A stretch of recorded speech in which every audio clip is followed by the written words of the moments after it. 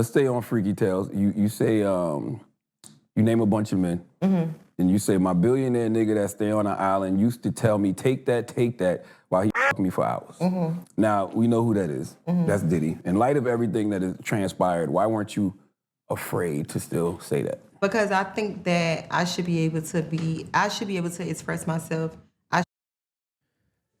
Now, we are going back to the well once again of this interview being Young Miami and Charlamagne the God. And I wanted to come back to this because once again, Caresha Please, aka Young Miami, aka one half of the City Girls, or better known as Caresha Brownie, like I said, is still defending Diddy in her latest album, her latest song, and she's speaking with Charlamagne the God and saying, well, I'll let you hear what she says in a minute.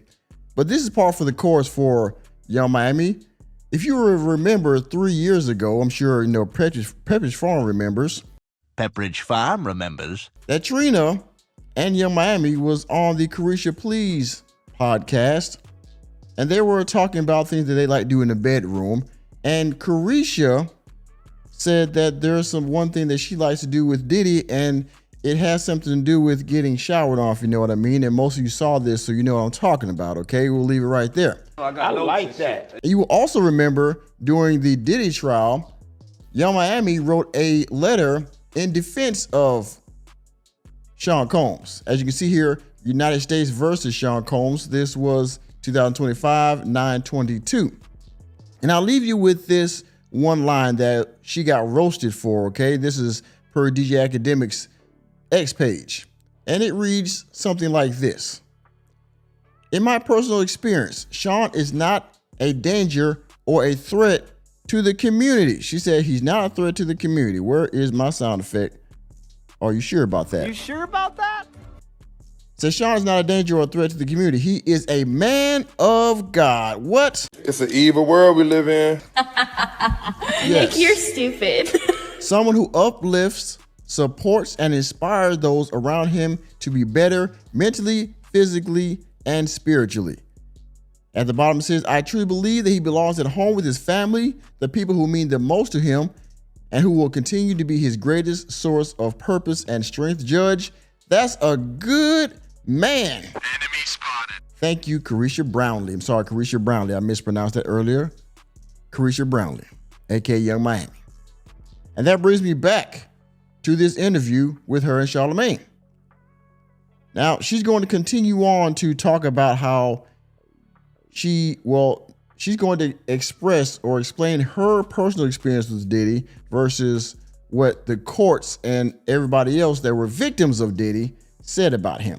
All right. Now, let's be clear. Young Miami knows where her bread is buttered. I'm pretty sure that Diddy's probably still giving her money because this is one of the few people that's still actually defending him. All right. But when they ask about his misdoings, they say, well, I can't speak on that. I can only speak of what my experiences with him was and blah, blah. And that's how she sugarcoats it, right? I mean, you can see there are a lot of things on her body that's probably paid for by Diddy. Like you see her chesticles and this nice big old chain she got on, and probably the nice iced out earrings she got on, her hairdo. All these things are probably still fun about P. Diddy on the inside. Enemy spotted. And, you know, he'll also be on the inside when he gets out, if you know what I mean. Anyway, let's get to the rest of how Young Miami is going to defend her ex now, but ex meaning only in name only, if you will. Of course, this is on YouTube, so I get out to give my fair use clause. But before we continue, if you have not done so already, hit the like button. And if you're new to the channel, hit the subscribe button and that notification bell. And to further help your boy out with the channel, you can do a couple of things. Hit the join button down below to become a part of the members only union. All right, I got members only videos. I'm going to continue to do more members only content for the people that are paid subscribers. Also, please, if you would, hype up the video. That gets me through the algorithm quite nicely. That's a great tool. If you got some points, if you feel in your heart, you can do either or both. All right. And with that being said, fair use.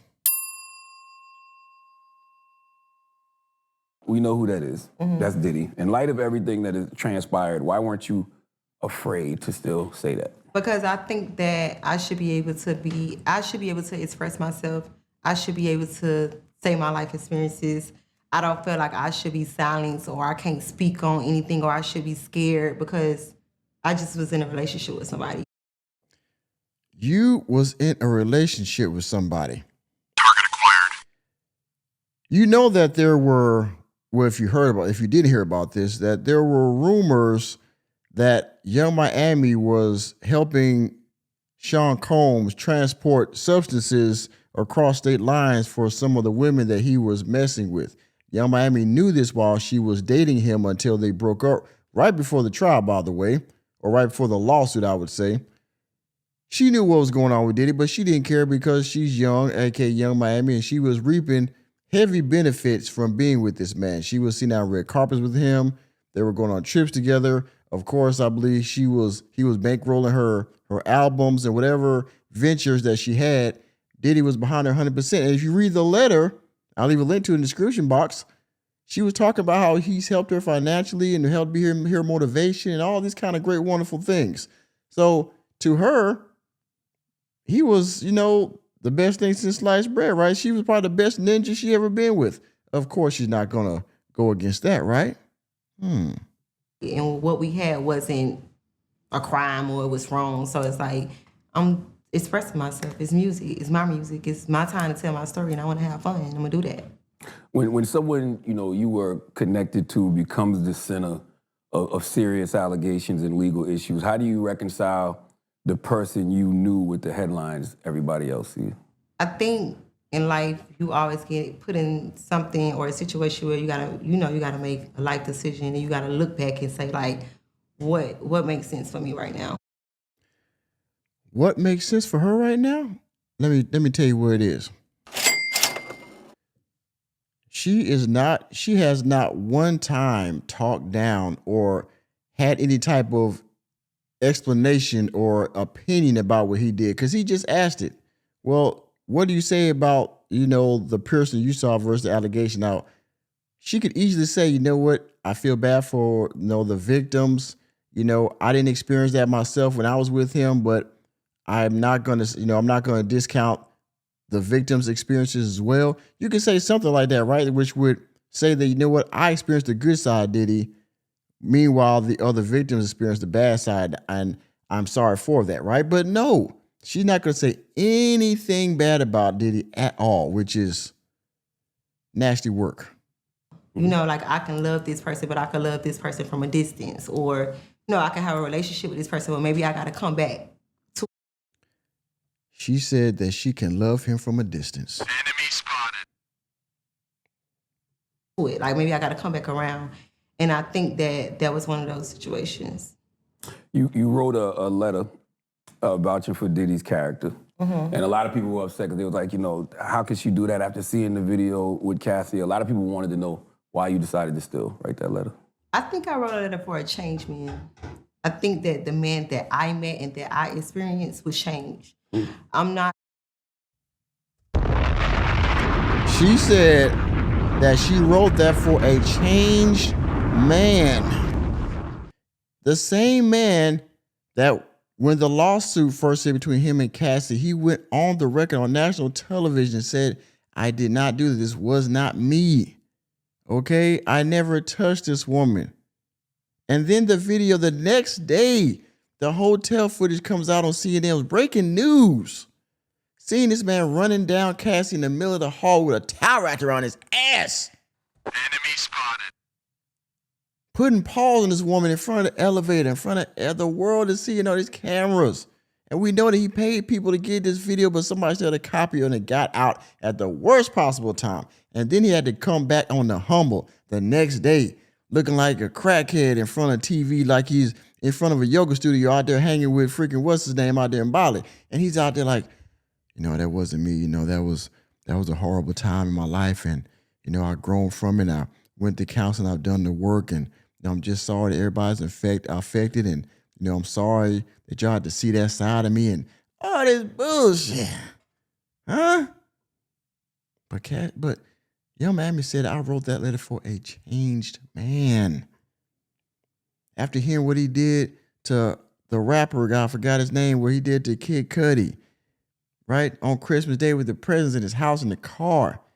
How he was hanging people over balconies, how he was holding women hostage and stuff in the warehouse and all this kind of stuff, man. and he was a changed man. What? Come on.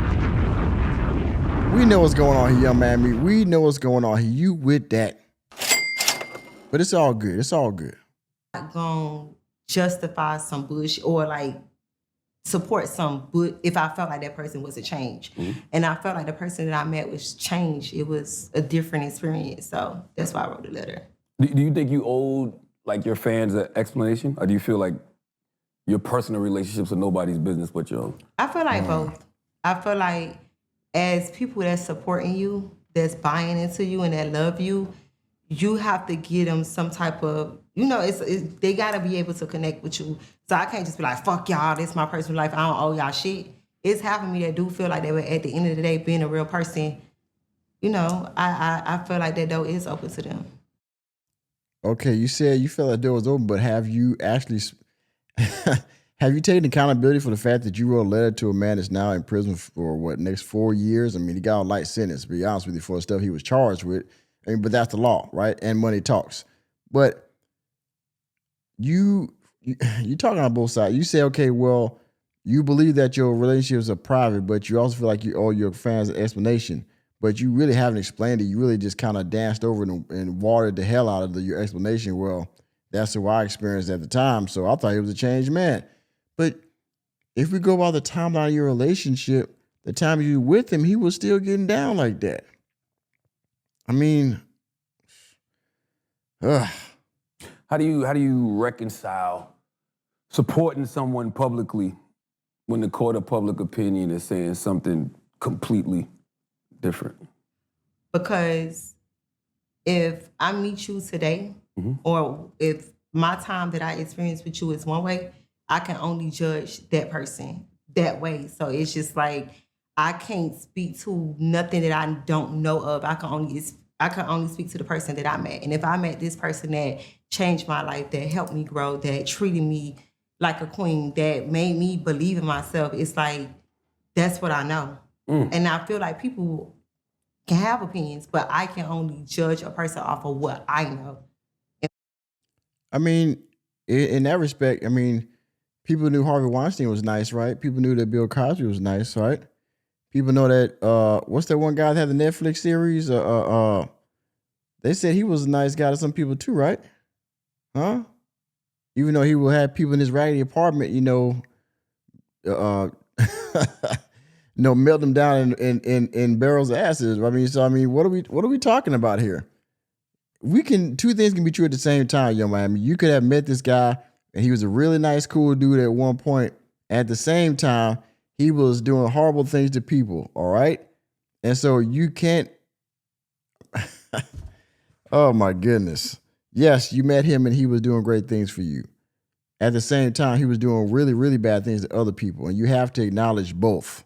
You can't just say, okay, I leave it to where he was nice to me and that's it. Because that's not it.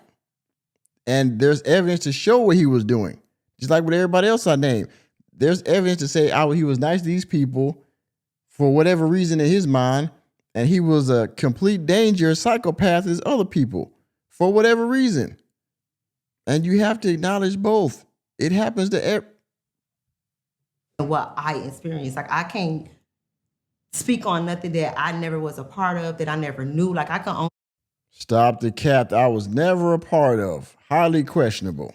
only judge who I met. I can only judge who I was in a relationship with. Were you afraid that they might call you to testify? No. I never hid nothing. I don't have nothing to hide. You seem like a very loyal person. I am. At what point does loyalty become a liability? Well, that's another conversation, but that's rounding out her commentary about Diddy. But I just thought that a lot of things she said was hypocritical, but again, par for the course because of what she said on other podcasts, for the letter she wrote, how she continues to say that she had a good experience with Diddy. She is going to be loyal to this man, in my opinion, because there's something in it for her, not that she generally loved this man or whatever, because everybody said they loved this guy, but there was also a lot of perks to being with Diddy, which can't be ignored, okay? I'm sorry, no ladies, but the perks of being with this guy just can't be ignored. Cassie too. She can be a volunteer and a victim at the same time. All right, just depending on what the timing of the relationship with the front end or the back end or in the middle. She can be a victim over here and a volunteer over here too. So I'm sorry, but all these women have their part to play in Diddy's downfall, in Diddy's mayhem, if you will. So that's just my opinion. Y'all let me know what y'all think. And with that being said, thank you for attending another episode of the Working Man Podcast. I am your host, Nicholas J. Fury. Let me know what you think about Young Miami and her continued defense of Sean Combs down in the comment section. Please, please hit the like button, hit the subscribe button, and the notification bell. We're out of the door. And Diddy, hey man, I don't want to get my car messed up. I don't want to get hung over the back of this, but you got to remember, all right? Reality checks are free. See you next time.